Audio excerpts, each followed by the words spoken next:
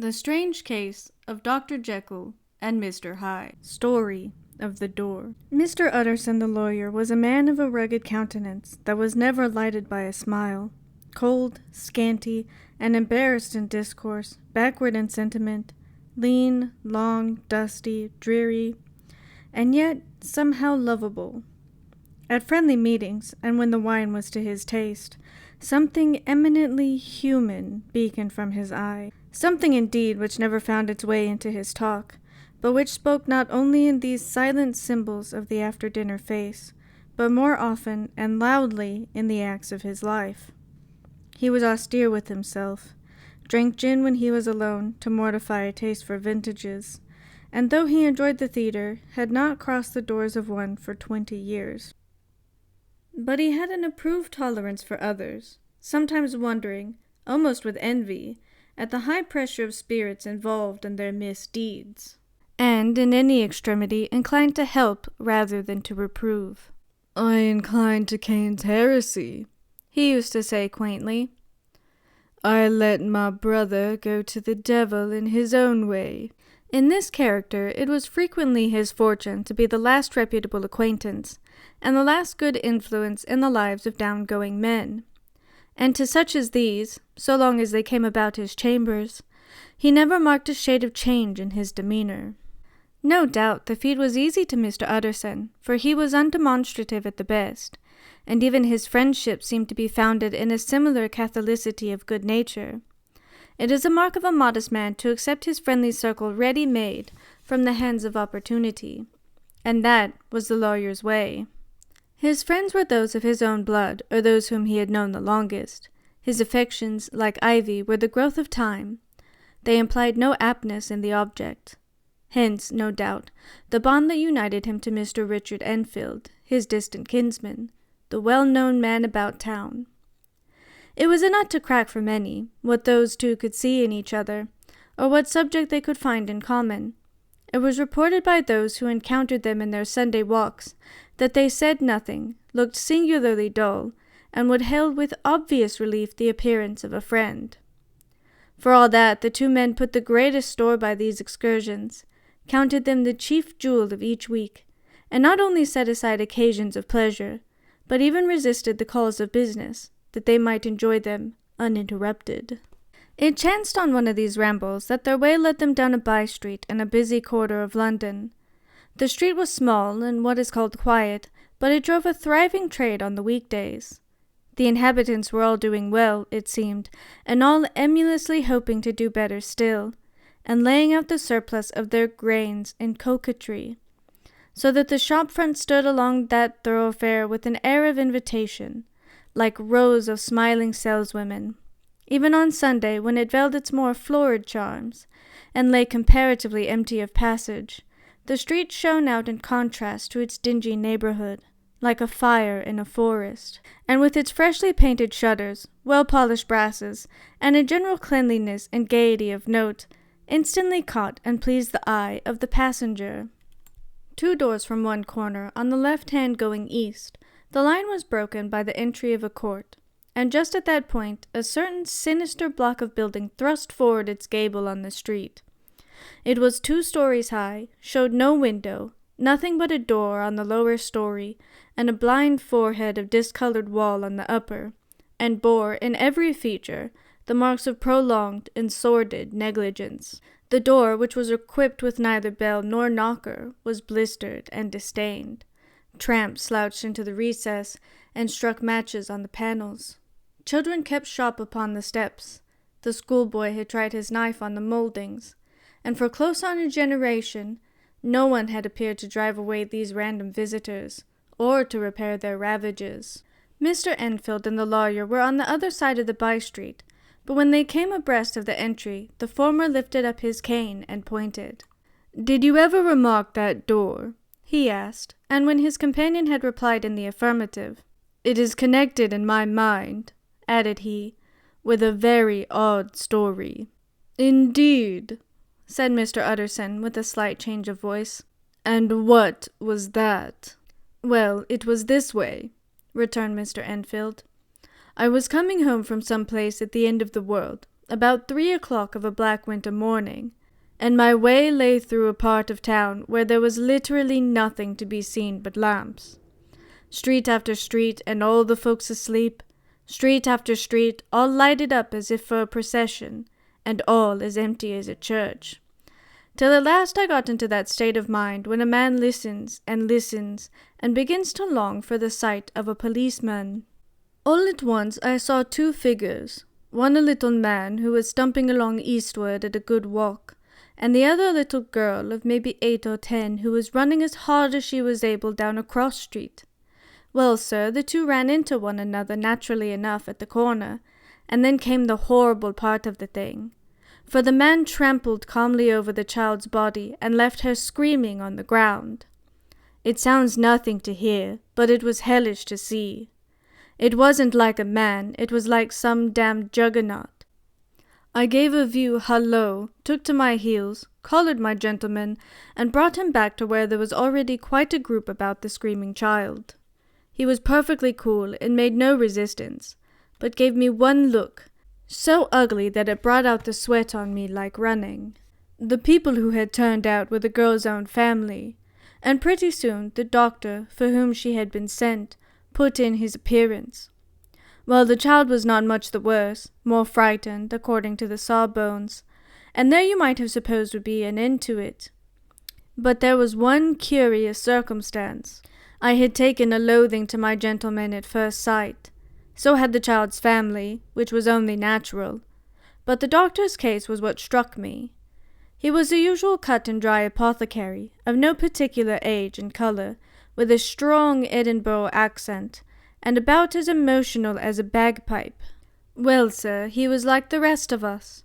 Every time he looked at my prisoner, I saw that Sawbones turn sick and white with desire to kill him. I knew what was in his mind, just as he knew what was in mine, and killing being out of the question, we did the next best. We told this man we could and would make such a scandal out of this, as should make his name stink from one end of London to the other. If he had any friends or any credit, we undertook that he should lose them. And all the time, as we were pitching it in red hot, we were keeping the women off him as best we could, for they were as wild as harpies. I never saw a circle of such hateful faces, and there was the man in the middle, with a kind of black, sneering coolness. Frightened too, I could see that, but carrying it off, sir, really like Satan. "If you choose to make capital out of this accident," said he, "I am naturally helpless. No gentleman but wishes to avoid a scene," says he. "Name your figure." Well, we screwed him up to £100 for the child's family. He would have clearly liked to stick out, but there was something about the lot of us that meant mischief, and at last he struck. The next thing was to get the money. And where do you think he carried us but to that place with the door, whipped out a key, went in, and presently came back with a matter of £10 in gold, and a cheque for the balance on Coutts, drawn payable to bearer and signed with a name that I can't mention, though it's one of the points of my story. But it was a name at least very well known and often printed. The figure was stiff, but the signature was good for more than that, if it was only genuine. I took the liberty of pointing out to my gentleman that the whole business looked apocryphal, and that a man does not, in real life, walk into a cellar door at 4 in the morning, and come out with another man's cheque for close upon £100. But he was quite easy and sneering. "Set your mind at rest," says he. "I will stay with you till the banks open and cash the cheque myself." So we all set off, the doctor and the child's father and our friend and myself, and passed the rest of the night in my chambers. And next day, when we had breakfast, went in a body to the bank. I gave in the cheque myself, and said I had every reason to believe it was a forgery. Not a bit of it. The cheque was genuine. "Tut, tut," said Mr. Utterson. "I see you feel as I do," said Mr. Enfield. "Yes, it's a bad story. For my man was a fellow that nobody could have to do with, a really damnable man, and the person that drew the cheque is the very pink of the proprieties, celebrated too, and, what makes it worse, one of your fellows who do what they call good. Blackmail, I suppose. An honest man paying through the nose for some of the capers of his youth. Blackmail House is what I call the place with the door, in consequence. Though even that, you know, is far from explaining all," he added, and with the words fell into a vein of musing. From this he was recalled by Mr. Utterson asking rather suddenly, "And you don't know if the drawer of the cheque lives there?" "A likely place, isn't it?" returned Mr. Enfield. "But I happen to have noticed his address. He lives in some square or other." "And you never asked about the place with the door?" said Mr. Utterson. "No, sir. I had a delicacy," was the reply. "I feel very strongly about putting questions. It partakes too much of the style of the Day of Judgment. You start a question, and it's like starting a stone.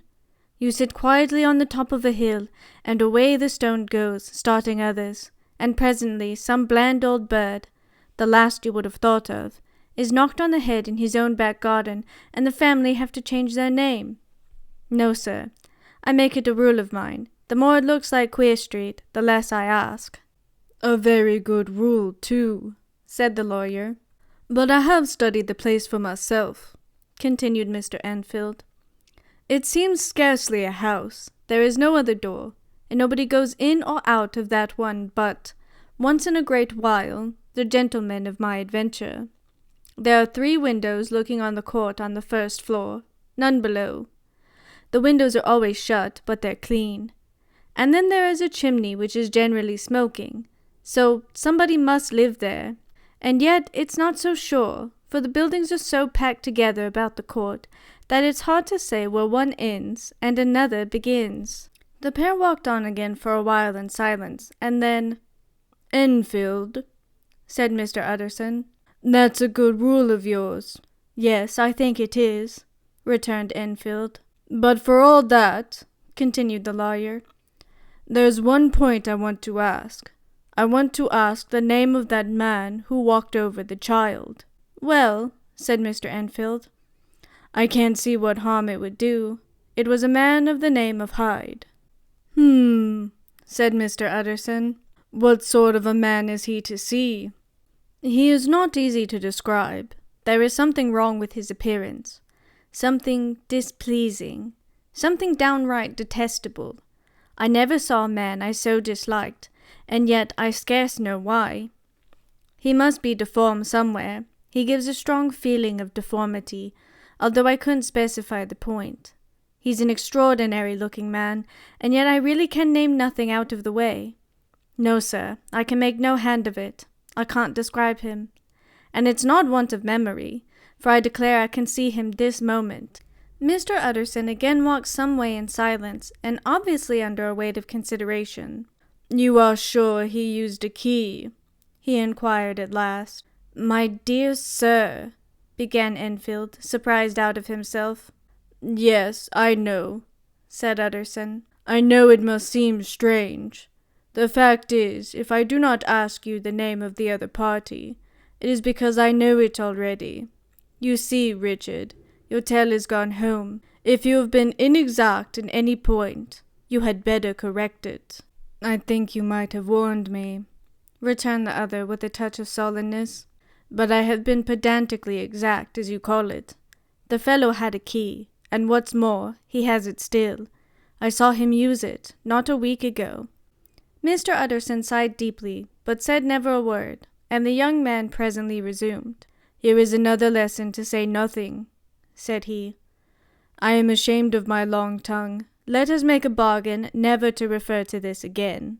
"With all my heart," said the lawyer. "I shake hands on that, Richard."